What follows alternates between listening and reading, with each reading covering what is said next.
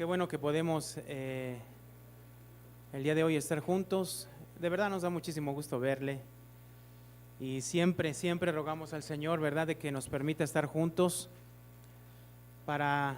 con el único propósito de ir a su palabra, que su palabra hable a nuestras vidas, a nuestros corazones. Y yo creo que es la esencia de lo que venimos a hacer el día de hoy. Claro que importa el venir y alabar al Señor, porque esa es parte de nuestra adoración, pero la palabra del Señor ocupa un lugar muy importante, porque si no comprendemos por qué alabamos, por qué cantamos, no tendría sentido en nuestras vidas reales. Entonces, el día de hoy, hermanos, me gustaría que fuéramos al libro de Amós. Acompáñeme ahí al libro de Amós, por favor. Capítulo 6.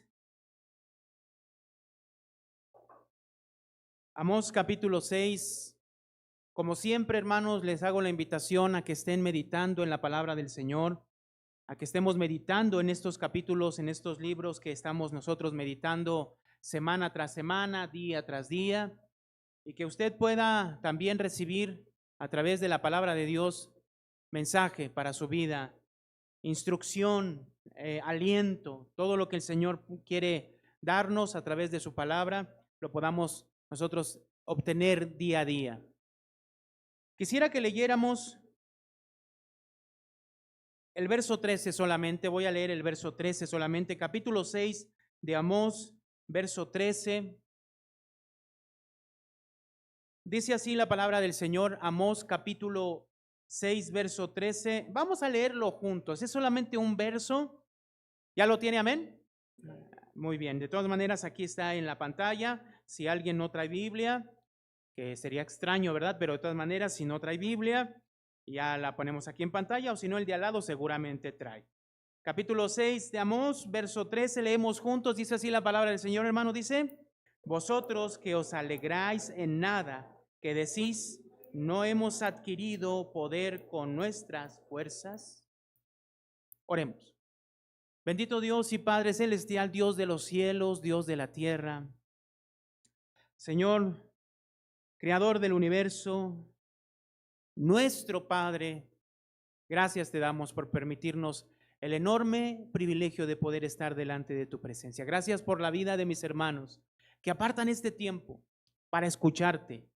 Señor, eso lo produces tú en nosotros. Señor, lejos de acreditarnos, Señor, eres tú el que produce eso en nosotros. Eres tú el que nos trae, porque Señor, Padre, no habría otra forma, Señor. Gracias por esa obra que haces en nosotros. En este momento pedimos que tú abras los ojos de nuestro entendimiento, que nos permitas comprenderte, que nos permitas, Señor, Padre, entender tu palabra. En el nombre de Cristo Jesús te lo pedimos. Amén y amén. Muy bien. Es necesario para entender el capítulo 6, así como todo el libro de Amós, que nosotros podamos tener un pequeño contexto de dónde estamos y a qué nos estamos refiriendo, en qué lugar nos encontramos. El profeta Amós, como ya hemos dicho a través de las predicaciones anteriores, profetizó en el reino del norte, llamado Israel, Israel del norte, y profetizó en el tiempo en el que estaba reinando el rey Jeroboam II. Dice el capítulo 1 de Amós, verso 1. Ustedes ya seguramente han estado leyendo constantemente este verso.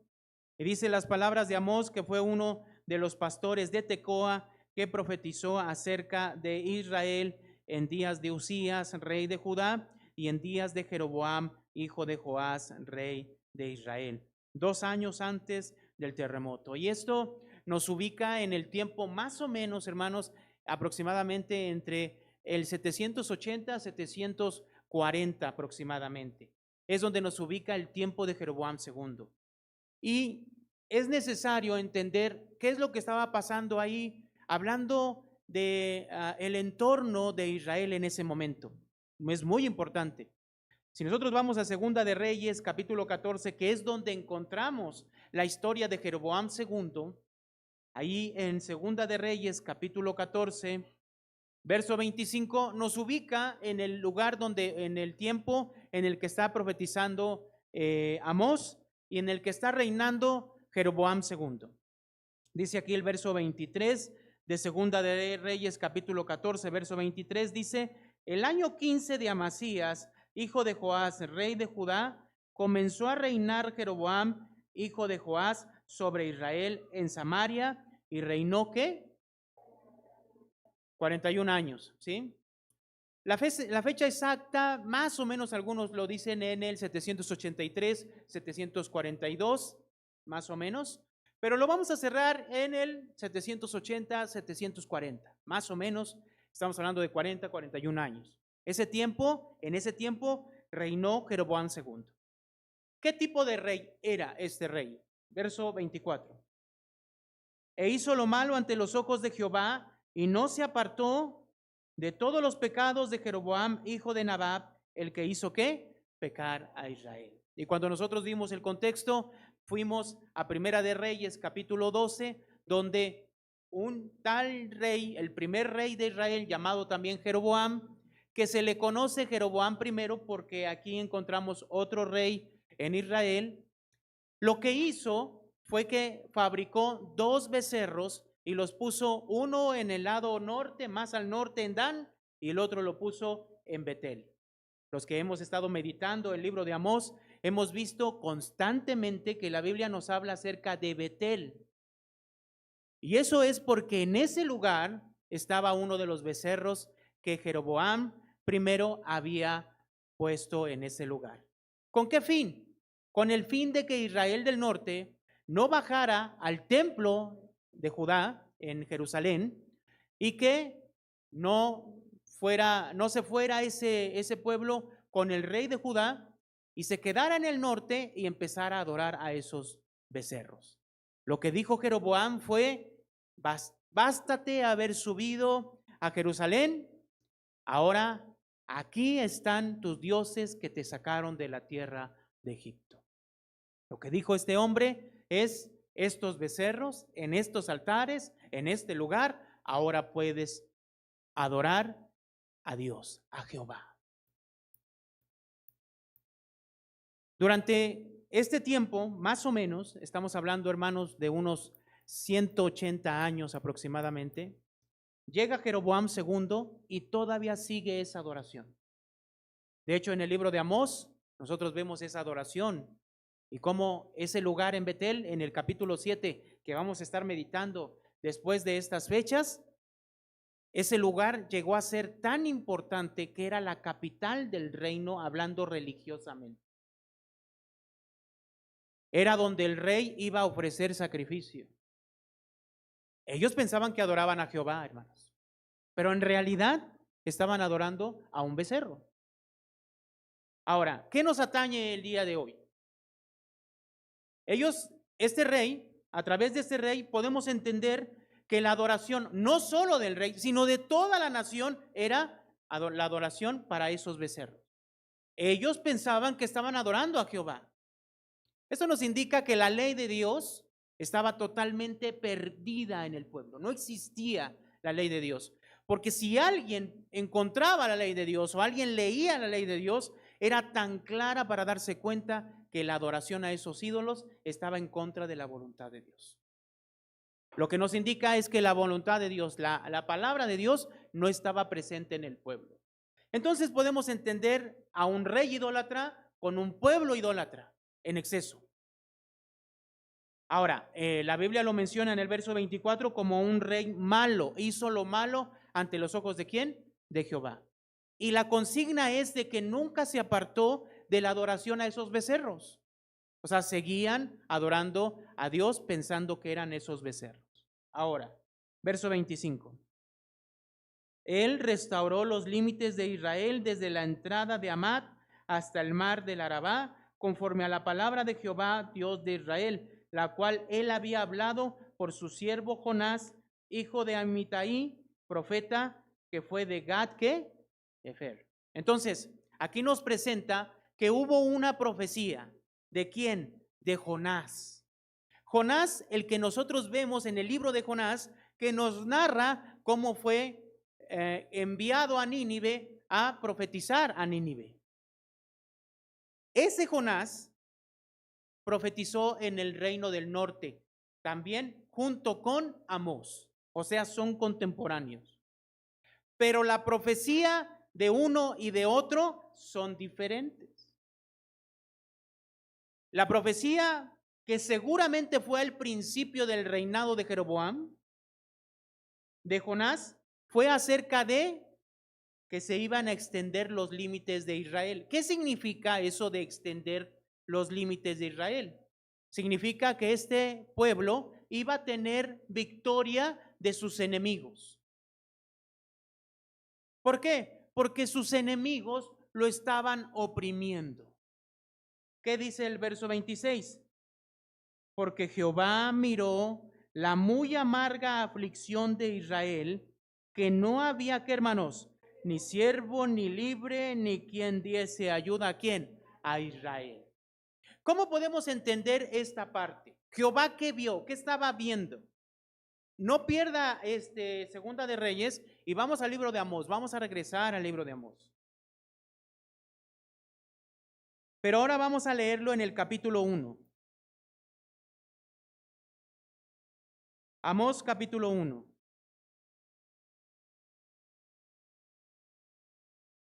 Si vemos el verso 3, dice lo siguiente. Amós capítulo 1, verso 3 dice: así ha dicho Jehová, por 3 pecados de Damasco y por el cuarto, ¿qué? No revocaré su castigo. Ok, Damasco. Damasco es la capital de Siria. Siria es el pueblo que estaba al norte, el país que está al norte de Israel del norte. Está al norte, colinda, son frontera. Ahora esto es muy importante. ¿Por qué? Porque ¿por qué estaba siendo castigado Damasco? Siria. ¿Por qué? Dice aquí en el verso 3, al último dice, porque trillaron ¿a quién? A Galaad con trillos ¿de qué? De hierro. Es interesante que Galaad es una ciudad que pertenecía a Israel del norte. ¿Y qué significa esta expresión que fueron trillados los de Galaad con trillos de hierro? O sea, lo que nos está diciendo es que los de Damasco fueron contra los de Galaad y los destruyeron. ¿Con qué propósito? ¿Cuál era su propósito? Ahora, no solamente la Biblia nos hace esa referencia aquí. Si nosotros vamos al verso 13, nos menciona otro pueblo. Miren, así ha dicho Jehová, por 3 pecados de los hijos de Amón y por el cuarto, ¿qué? No revocaré su castigo. Porque para ensanchar sus tierras, abrieron a las mujeres ¿de dónde? De Galaad, que estaban encinta.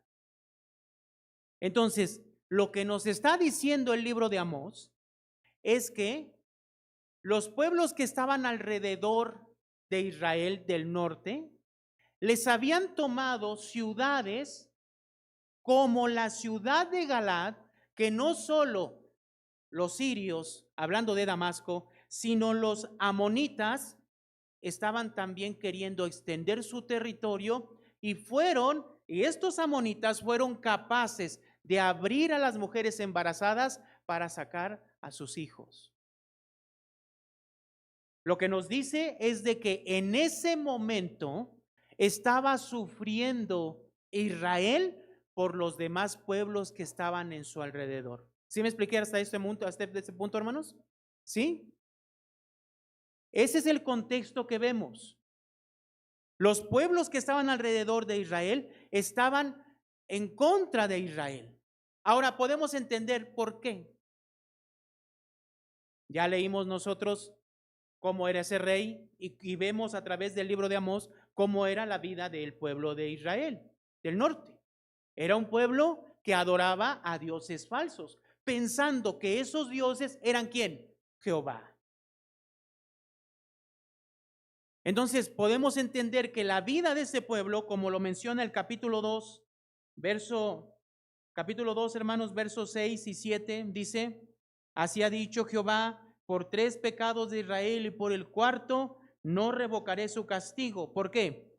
Leemos juntos, dice, porque vendieron por dinero al justo y al pobre por un par de ¿qué? De zapatos. Entonces la vida interna del pueblo era una vida totalmente de pisotear al pobre, no había justicia. Verso 7, pisotean en el polvo de la tierra a las cabezas de los quienes, de los desvalidos. No había el amor por el prójimo en lo absoluto. Entonces, ¿a dónde había llevado esta adoración falsa de Israel al pueblo de Israel? Pues lo que lo había llevado a un estado dentro de sus políticas internas, a un estado fallido totalmente. O sea, en otras palabras, no había justicia, había opresión, había riqueza, pero los desvalidos eran pisoteados. Aparte, entonces estaban siendo por sus enemigos, estaban siendo conquistados. Ahora vamos a regresar a Segunda de Reyes y vamos a terminar este pequeño contexto. Según lo que nos dice, es que Jeroboam nunca se apartó junto con el pueblo de la adoración a esos falsos dioses, pensando que eran Jehová. Entonces, en el verso 25, aparece Jonás, el profeta Jonás, con una profecía. La profecía que era, ahora van a extender su territorio. Es lo que dice el verso 25. Él, o sea, Jeroboam restauró los límites de Israel desde la entrada de Amat hasta el mar del Arabá. O sea, empezaron a tener victoria de sus enemigos y empezaron a recuperar los territorios que los enemigos se los habían quitado. Ahora, entonces yo quiero que piense lo siguiente.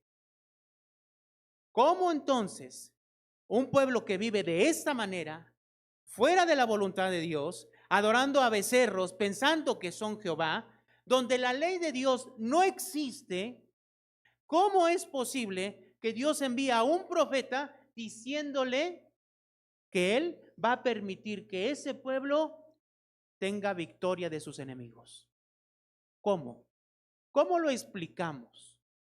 Razonalmente, lo que nosotros podíamos entender es que Dios, al que se porta bien, le da lo bueno, y al que se porta mal, le da ¿qué? Lo malo. Si nosotros seguimos con ese pensamiento, esto que está aquí no tiene ninguna coherencia, ¿o no es cierto? Porque ¿cómo está actuando aquí Dios? Está haciendo todo lo contrario. Un pueblo idólatra, un pueblo que vivía totalmente corrompido, un pueblo que estaba viviendo fuera de la voluntad de Dios, donde sus enemigos estaban estaban oprimiéndoles, pero Dios les dice, yo les voy a permitir que tengan victoria de sus enemigos y recuperen el territorio que perdieron. Ahora, ¿por qué Dios actúa así? Verso 26. Porque Jehová miró la muy amarga aflicción de Israel, que no había siervo ni libre, ni quien diese ¿qué? Ayuda a Israel. Entonces Dios fue movido ¿a qué? A misericordia. Vio a su pueblo, aunque estaba en una condición espiritual de muerte, aunque este pueblo estaba adorando a dioses extraños, aunque este pueblo, la ley de Dios no existía, aún así Dios fue movido a misericordia por ese pueblo. ¿Y qué dice? No había quien diese ayuda a Israel. Ahora vamos a leer el verso 27. Juntos, hermano. Dice, y Jehová no había determinado raer el nombre de Israel de debajo de los cielos, por tanto lo salvó por mano de Jeroboam, hijo de Joás. ¿Qué hizo Dios, hermano, con ese pueblo? Lo salvó. Le permitió que sus territorios se extendieran y que tuvieran victoria. Aparte del reinado de Salomón, que fue un reinado esplendoroso y que no se ha vuelto a mostrar otro reino con más riqueza y esplendor que el de Salomón, el segundo reinado de Israel, donde se mostró la mayor prosperidad, es en el tiempo de Jeroboam II. La historia de Israel dice, hermanos, que el esplendor del reinado de Jeroboam II se debió a la extensión del territorio. ¿Qué significa? Triunfar contra los enemigos significa que su ejército, tuvo la victoria. Mayor poder, mayor riqueza. El punto aquí es que este esplendor, ¿por quién fue provocado? Fue por Dios. No fue por quién, por ellos. Aquí es donde nosotros vamos a ir al capítulo 6 y vamos a ver qué pensaban ellos.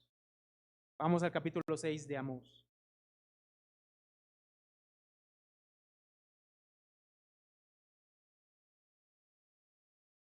Amós capítulo 6.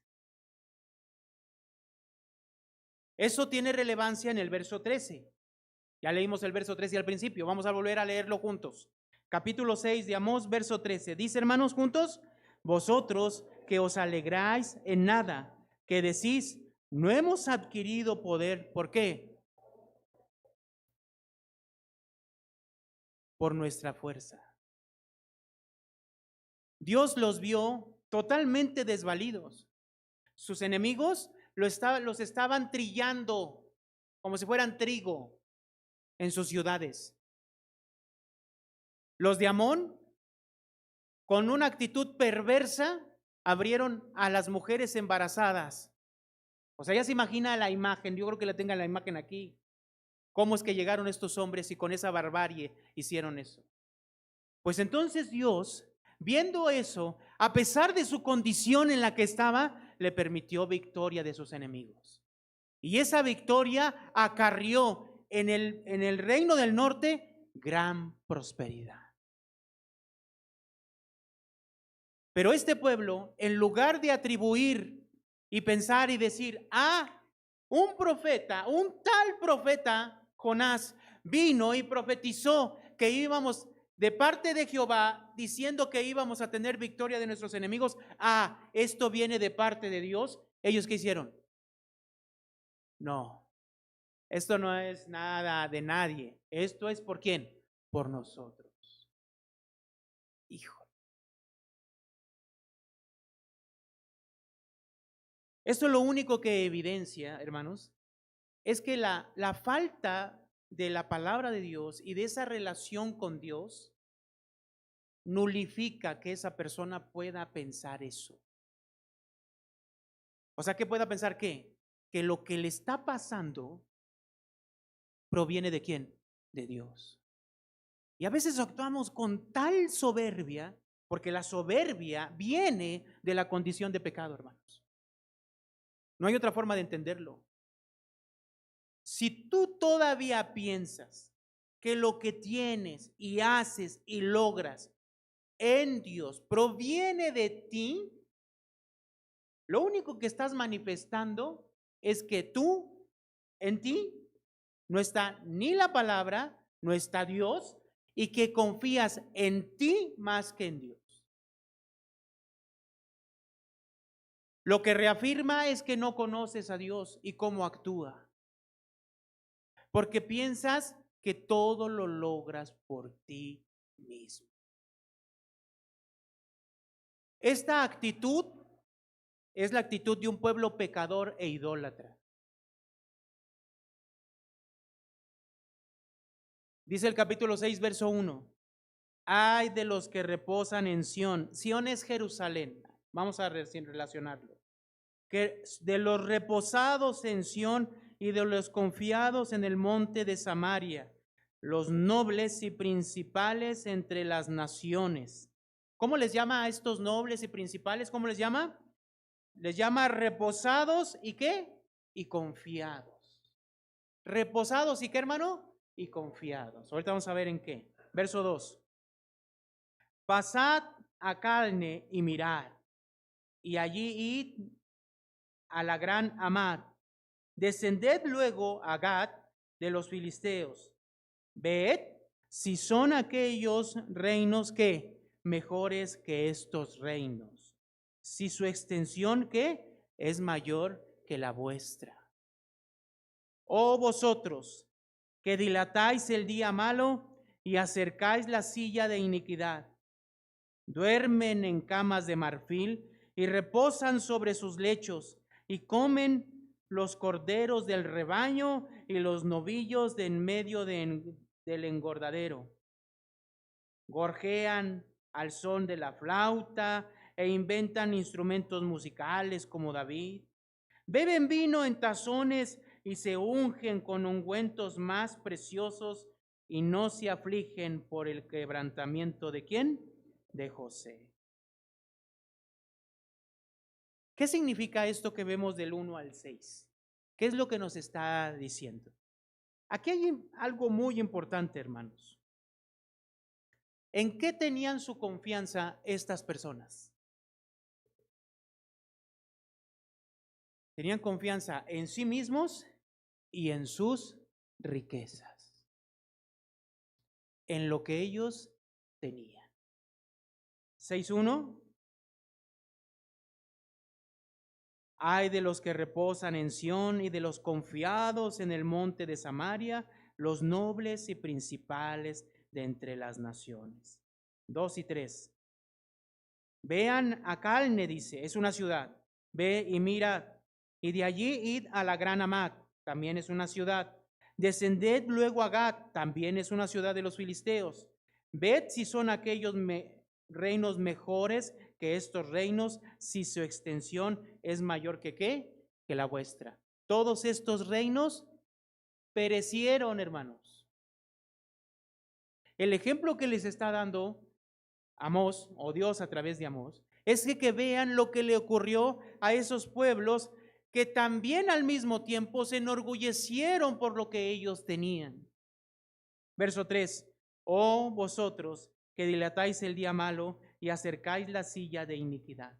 ¿Dónde duermen? Verso 4. Duermen en camas de marfil y reposan sobre los lechos y comen los corderos del rebaño y los novillos de en medio del engordadero. Entonces había gran prosperidad y había muchas personas que estaban gozando de esa prosperidad. Pero ¿a dónde llevó la prosperidad a estas personas? A confiar ¿en quién? En ellos mismos. Y su confianza estaba depositada en lo que ellos hacían. Y entonces eran personas, dice, reposadas y confiadas. Habla que ellos se tiraban, estaban despreocupados totalmente. No pasaba nada, estamos bien, bien cómodos como estamos. Aquí estamos perfectos. ¿Por qué? Porque había algo que ellos pensaban y estaban en un error. Iban a Betel, iban a Dan y se postraban en unos becerros y ellos pensaban que esos becerros ¿qué eran? Jehová. La ignorancia de la palabra de Dios, la falta de palabra de Dios en la vida de este pueblo lo llevó a tener esta actitud de confianza ¿en quién? En ellos mismos, en lo que tenían y poseían. Verso 5. Gorjean en al son de la flauta e inventan instrumentos musicales como David. Beben vino en tazones y se ungen con los ungüentos más preciosos y no se afligen por el quebrantamiento ¿de quién? De José. ¿Cuál es el punto aquí? Yo tengo una palabra aquí interesante. Pude ver dos cosas aquí.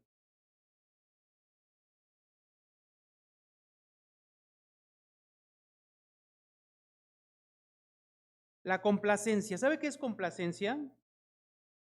La complacencia es una actitud o estado mental en el que una persona se siente tan satisfecha con su situación actual y con sus logros que se vuelve menos consciente de los posibles peligros y efectos. ¿Ha usted escuchado esa de la autocomplacencia? O sea, quiere decir que son personas, estas personas tienden a ser o a sentirse satisfechas con su desempeño, o sea, a ellos mismos. ¿A qué dicen? Es que yo soy de los mejores. Híjole, ¿cómo me viene a la mente una mujer ahora en la política que dice, yo soy la mejor del mundo y de todas las personas y soy la mejor? No sé, espero que no le pase a usted esto, pero por lo regular estas personas que que son autocomplacientes se sienten que están perfectamente bien con lo que ellas hacen, están totalmente satisfechas con su desempeño, su situación, su seguridad, ¿sí? Evitan la motivación para el cambio o la mejoría, dice aquí. Este pueblo, ¿cómo se sentía? Perfecto. Estamos bien. Como un denominador, su indicativo de ellos de que estaban bien, ¿qué era? La prosperidad que estaban pasando. El engaño más terrible que el hombre puede tener, o corrijo, no el hombre, una persona creyente, un hijo de Dios, el peor parámetro que puede poner para saber si Dios está con él son las cosas materiales. Es el peor parámetro.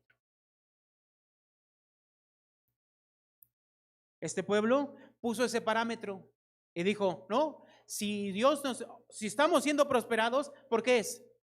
Porque estamos haciendo las cosas bien.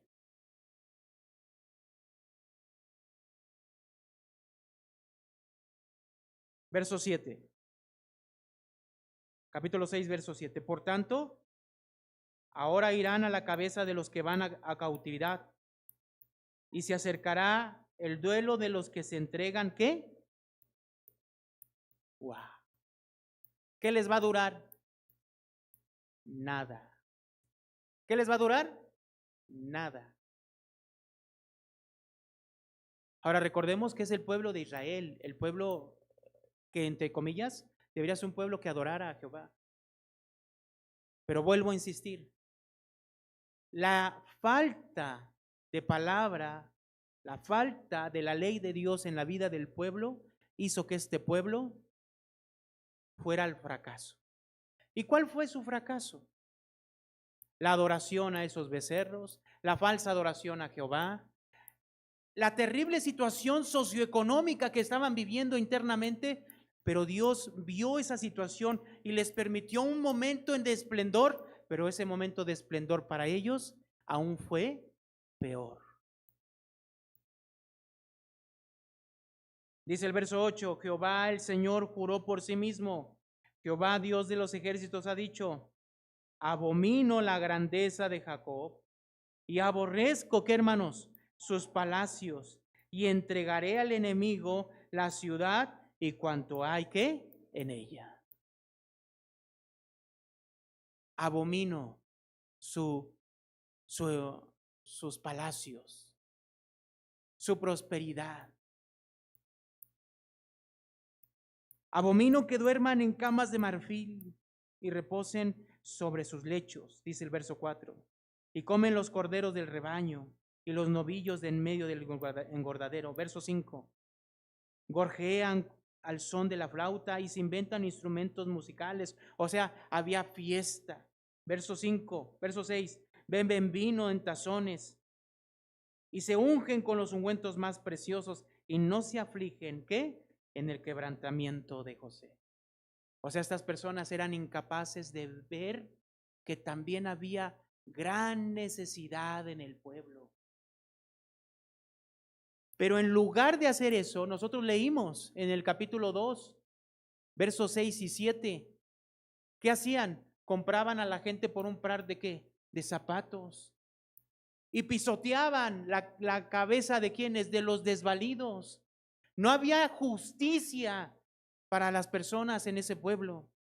Así era la vida de este pueblo de Israel, hermanos. Verso 9. Y acontecerá que si 10 hombres quedaren en una casa, ¿qué? Morirán.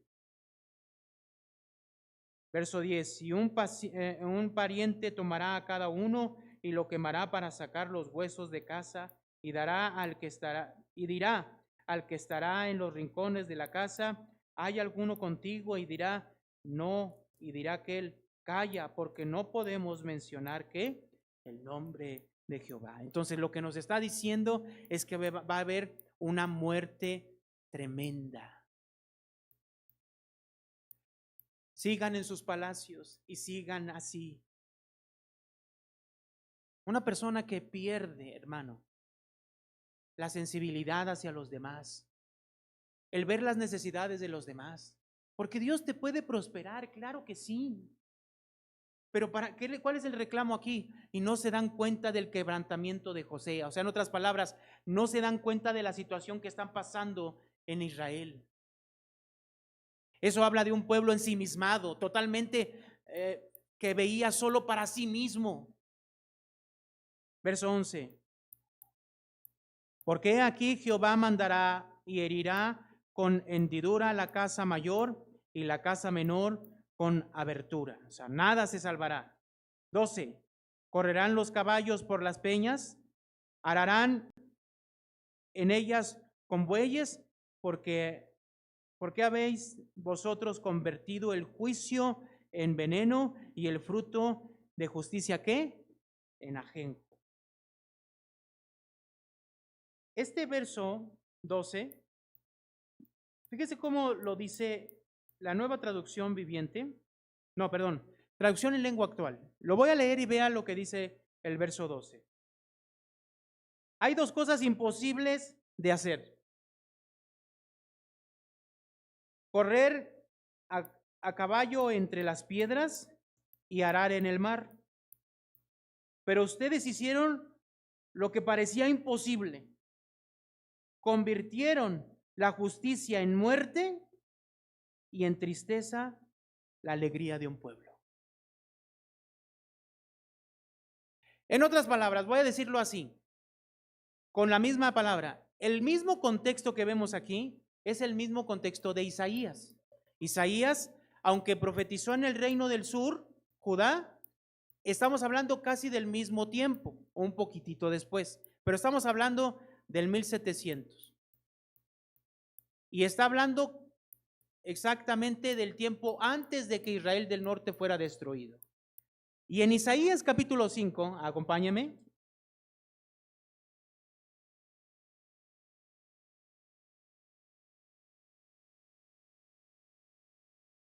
Isaías capítulo 5, verso 20. El capítulo 5 de Isaías es reconocido por sus ayes que hay ahí. En el verso 20 dice lo siguiente. Obviamente es un ay de dolor, ¿no? Dice, ay de los que, perdón, vamos a leer juntos, ¿ya lo tienen, hermanos? Muy bien, vamos a leer juntos, dice 5:20, dice, ay de los que a lo malo dicen bueno y a lo bueno malo, que hacen de la luz tinieblas y de las tinieblas luz, que ponen lo amargo por dulce y lo dulce por amargo. O sea, ¿qué significa? No son capaces de distinguir la realidad de las cosas. La autocomplacencia. ¿Estamos bien? ¿Lo estamos haciendo bien? Y yo estoy bien. ¿Por qué estoy bien? Porque si estuviera mal, entonces me fuera mal. Pero como no estoy mal, entonces estoy bien y Dios me está bendiciendo. Ah, qué error estamos cometiendo. Porque Dios no actúa de esa manera. Porque inclusive te puede dar victoria. Inclusive te puede prosperar en medio de lo que tú estás atravesando en idolatría, rebeldía, confiando en ti mismo. ¿Con la intención de qué? De que te des cuenta quién es Él. Pero tu falta de palabra de Dios, tu desprecio por la palabra de Dios, como ese pueblo, lo llevó a no darse cuenta de lo que estaba pasando en su entorno. Eso es lo peor que nos puede pasar. Estar en pecado, estar en contra de Dios y en contra de la ley de Dios, pero pensar que estamos bien y estamos adorando a Jehová correctamente. Síguete engañando. Podríamos decir así. Amós, capítulo 6, verso 13. Entonces entendemos ahora el verso 13. Vosotros os alegráis ¿en qué? En nada. ¿Qué decís? No hemos adquirido poder ¿con qué? Al final, la confianza en las riquezas, ellos confiaban y depositaban en la confianza en sus riquezas, pero al final ellos estaban confiando ¿en quién? En ellos mismos. Yo sé que si te pregunto en este momento ¿en quién confías? Tú me vas a decir que en Jehová, en Dios, en Jesús, en la palabra, o no sé cómo me vas a contestar. Pero yo quiero que lo pienses bien. Lo voy a decir y piénsalo bien, hermano. ¿En quién estás confiando? En tu vida real, en tu día a día. ¿Estás confiando en Jehová? ¿Estás confiando en Dios, en Jesús? ¿O estás confiando en ti mismo? ¿Estás confiando en tus fuerzas? ¿En tu salud? ¿Estás confiando en lo que tienes? ¿En tu trabajo? ¿En tu riqueza? ¿En dónde está tu confianza, hermano? ¿De verdad piensas que estás bien delante de Jehová, delante de Dios? Porque si te autoengañas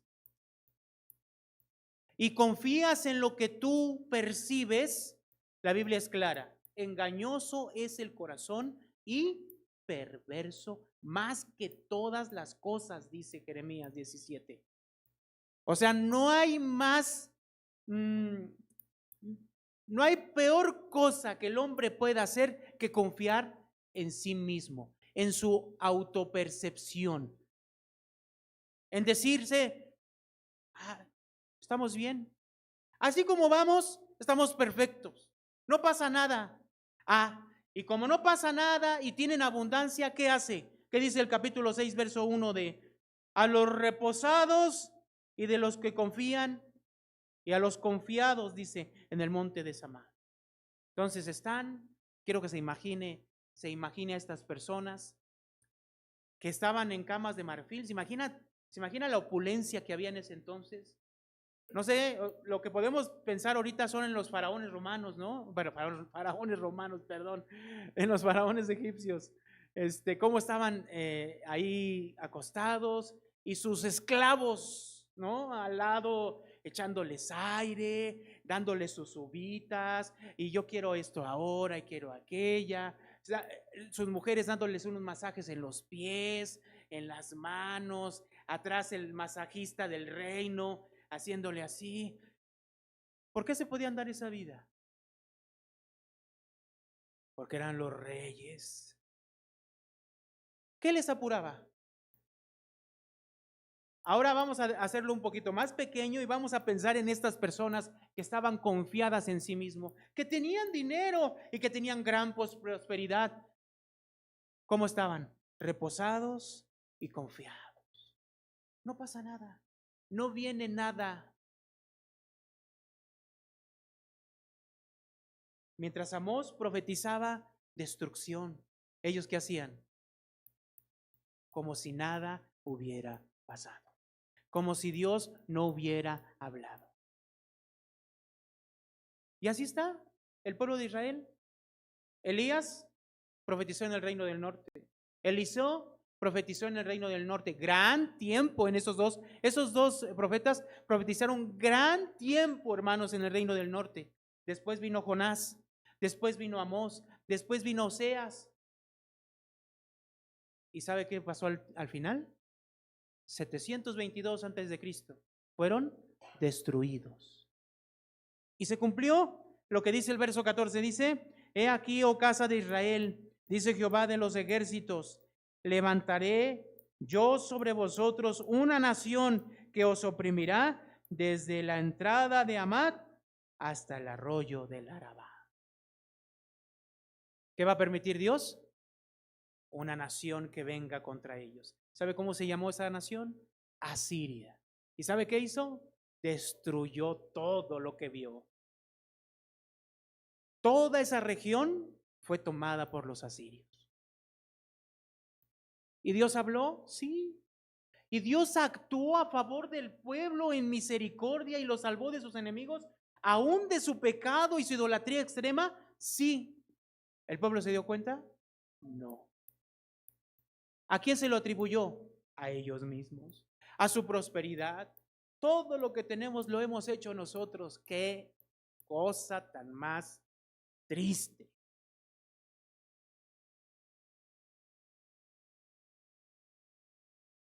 ¿Cómo lo podemos traer hacia nosotros? Ya para ir terminando. ¿Cómo lo traemos hacia nosotros? Vamos al libro de Primera de Timoteo, capítulo 6. Vamos a empezar con esta parte. Va a ser muy rápido, así que no hay problema, hermano. Ya vamos terminando. Primera de Timoteo 6.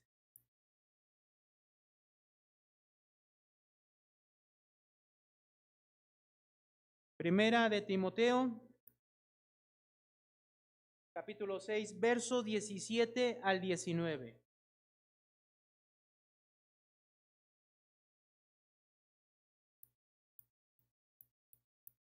Dice aquí, Pablo le está escribiendo a Timoteo.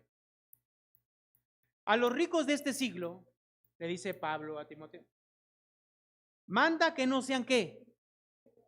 ¿Qué no deben de ser? Ni pongan ¿qué?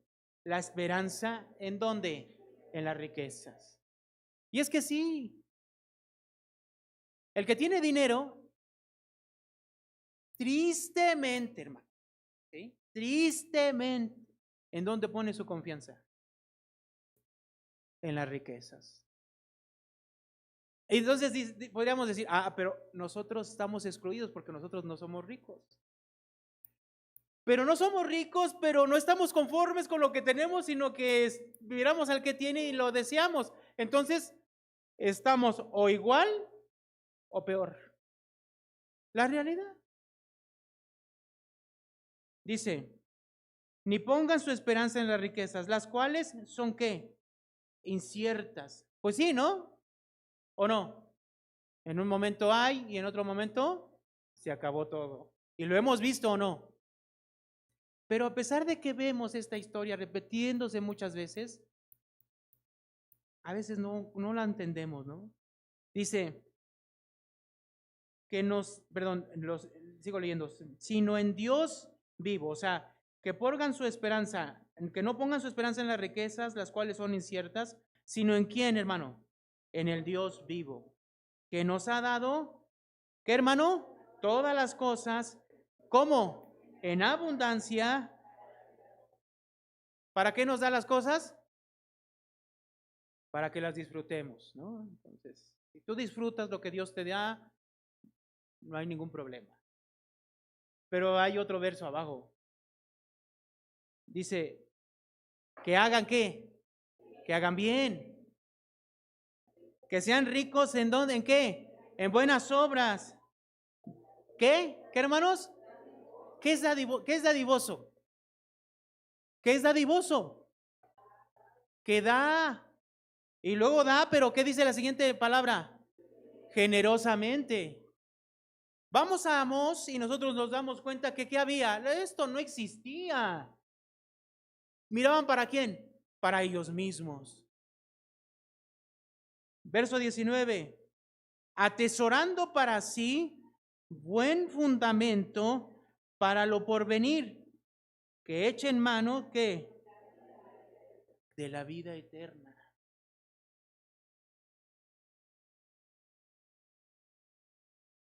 Hay gente que Dios le permite tener, no como los grandes ricos, pero le permite tener pero no son nada dadivosos y nada generosos. Y no buscan a Dios sino las riquezas. ¿Cuánta gente no he escuchado yo que dice lo siguiente? Si Dios me permitiera tener esto, me permitiera tener aquello, Dios se los permite tener. ¿Y sabe qué? Ya no pueden venir a la iglesia. ¿Por qué? Porque tienen mucho trabajo. ¿Ya no? ¿Por qué no vienes a la iglesia, hermano? Ay, es que la verdad, los domingos es cuando más gente tengo y ya no puedo ir. Ok, está bien, hermano. Cada quien. Mateo capítulo 6, verso 19.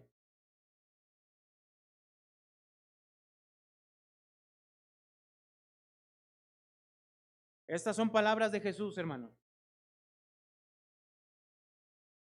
Mateo capítulo 6, verso 19 dice, no hagas tesoros en la tierra, donde la polilla y el orín corrompen, y donde ladrones minan y qué. Sí, ¿no? De repente usted mete la tarjeta y después de repente ya no tiene nada de dinero y ya se la clonaron, y ya se jalaron todo el dinero que usted tenía. ¿Pasa o no? Bueno, es un ejemplo nada más. Verso 20. Sino haceos tesoros, ¿dónde, hermano? En el cielo, donde ni la polilla ni el orín corrompen, y donde ladrones no minan ni hurtan, porque donde está vuestro tesoro. Entonces la pregunta es, ¿dónde está tu corazón, hermano? Porque donde está tu corazón, ahí está tu tesoro, lo que más atesoras. ¿O no? Aquí mismo en el contexto, en el verso 24, Jesús dice así, ninguno puede servir a dos señores, porque o aborrecerá al uno o amará al otro, o estimará al uno o menospreciará al otro. Leemos lo que sigue juntos, dice, no podéis servir a Dios y a la riqueza. No. Vamos a Marcos, busque Marcos capítulo 10. Marcos capítulo 10. En Marcos capítulo 10, del verso 17 en adelante, está la historia del joven rico. El joven rico, así está el título así, ¿no? Nosotros conocemos esta historia. Él llegó preguntando, ¿qué hago para heredar la vida eterna? ¿Qué puedo hacer para heredar la vida eterna, no? Y Jesús le responde de acuerdo a lo que él, con el corazón con que vino, ¿no? Y le dice, ¿los mandamientos te sabes? Y él dijo, claro que sí. Y empezó a decirle una lista de mandamientos, todas relacionadas con el prójimo, y él dijo, sí, siempre lo vivo desde mi juventud, todo esto lo he vivido, soy intachable. ¿Cómo vemos a este joven rico? ¿No vemos la autocomplacencia de este hombre? O sea, ¿a qué se estaba mirando? A sí mismo. ¿Y estaba satisfecho o no con lo que él estaba haciendo? Perfectamente. Aquí vemos esta parte de él.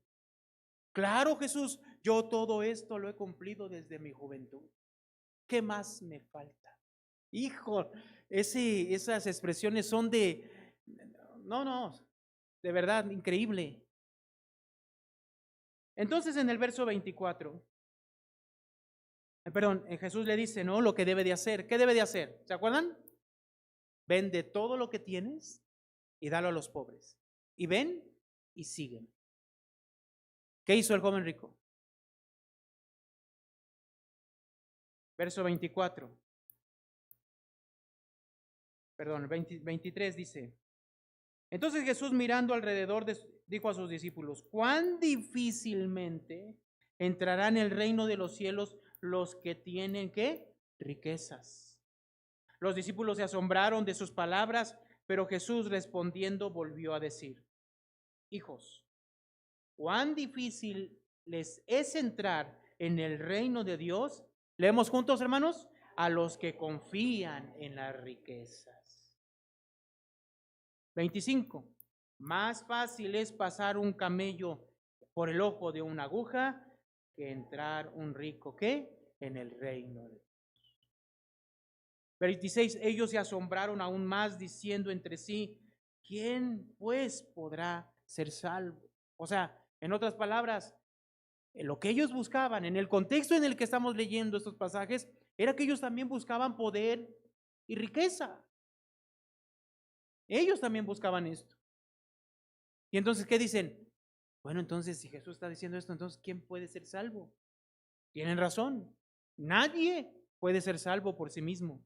Verso 27, entonces Jesús mirando dijo, para los hombres, ¿qué, hermano? Es imposible, mas para Dios no. porque todas las cosas son posibles para Dios.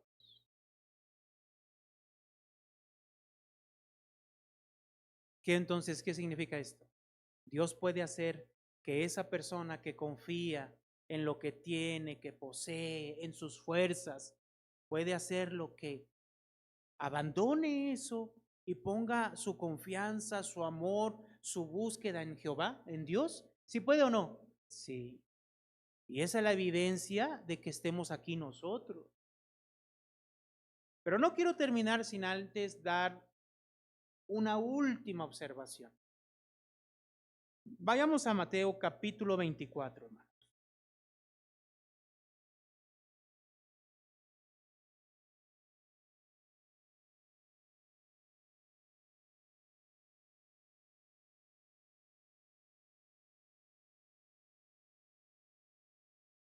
En el verso 36 está la respuesta de Jesús acerca de cuándo Él iba a venir, acerca de la venida de Cristo.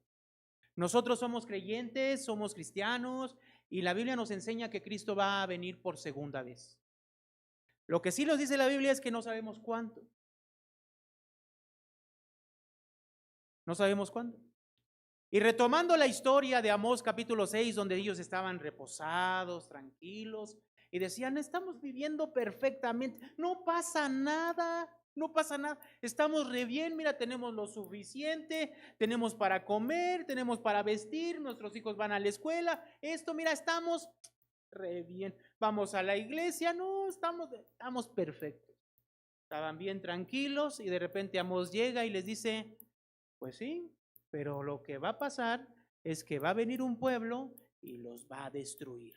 Ay, ellos me imagino que se carcajearon en ese momento, porque eso pasó aproximadamente en el tiempo de Amós, después unos 30 años después, y dijeron, no pasa nada. Ah, no, pues llegó. Entonces pensemos en la venida de Jesús. Ahorita podemos nosotros estar confiados y decir, no pasa nada, aquí estamos, salimos y vivimos como queramos. Pero en el verso 36, Jesús responde la pregunta de los discípulos acerca de su venida. Y dice, pero el día y la hora nadie sabe, ni aun los ángeles del cielo, sino solo ¿quién? Mi Padre. Verso 37, leemos juntos. Mas como en los días de Noé, así será la venida del hombre. ¿Cómo son esos días de Noé? Yo leo el verso 38. Porque como en los días antes del diluvio, estaban comiendo, bebiendo, casándose y dándose en casamiento hasta el día en que Noé entró en el arca. Y no entendieron hasta que vino el diluvio y se los llevó a todos. Así también la venida ¿de quién? Del Hijo del Hombre. Así fue, ¿no? Si comparamos el diluvio y si comparamos los tiempos de Amós, así fue. Se casaban, bebían, comían. En otras palabras, ¿qué nos está diciendo la Biblia? La vida cotidiana. En su cotidianidad. No pasa nada. Todos los días son iguales. Nos levantamos al trabajo, hacemos nuestras vidas como podemos y bien podemos. Y pasa un día y pasa el otro y no pasa nada. No abrimos la Biblia en toda la semana, pero venimos el domingo aquí a estar atentos y pensamos que estamos bien. Y la autocomplacencia, ¿no? No, estamos perfectamente. Porque doy mi diezmo, doy mi ofrenda, entonces yo estoy bien con Dios, no pasa nada. Mientras nuestras vidas en el mundo están terribles, en contra de Jehová, en contra de Dios, en contra de su ley, pero esa era la vida del pueblo de Israel. Y aquí nos enseña que va a venir en la vida cotidiana, en el día a día, no va a haber un evento especial que anuncie, no. Dice el verso 40. Entonces estarán dos en el campo, el uno será tomado y el otro ¿qué? ¿Sí? De repente. Así de repente. Estarán en el trabajo. 41. Dos mujeres estarán moliendo en un molino, la una será tomada y ¿qué? La otra dejada. 42. Leemos juntos, dice, velad pues, porque no sabéis a qué hora ha de venir, ¿qué? Vuestro Señor. Verso 43. Pero sabed esto, que si el padre de familia supiese a qué hora el ladrón habría de venir, ¿qué hermano? Velaría y no dejaría minar su casa. Entonces leemos el 44 juntos. Dice, por tanto, también vosotros estad, ¿qué hermano? Preparados, porque el Hijo del Hombre vendrá a la hora que no penséis.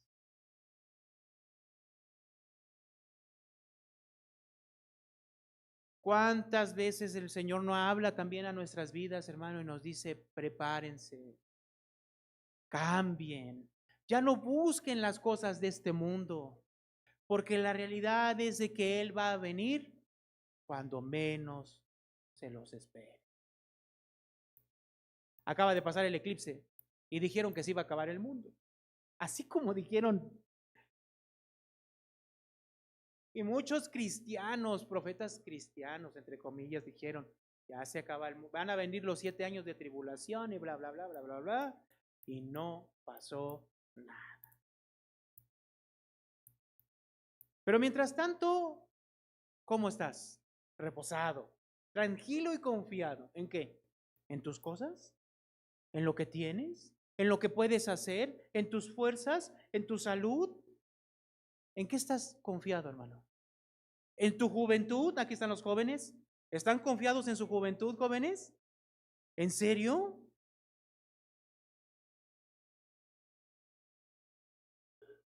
El Señor dijo que iba a venir juicio a los israelitas en el libro de Amós y vino. El Señor dijo, y Noé habló acerca de que iba a venir el juicio y llegó el juicio. Ahora el Señor nos dice, prepárense, estén preparados. ¿Cuánto tiempo? Siempre. ¿Y eso que estar preparados qué es? Busquen a Dios, cambien. Que su confianza no sean las cosas de este mundo, búsquenme a mí. Ámenme. Busquen mi palabra, busquen mi ley. El Señor nos dice entonces el día de hoy, ¿en quién estás confiando? Oremos.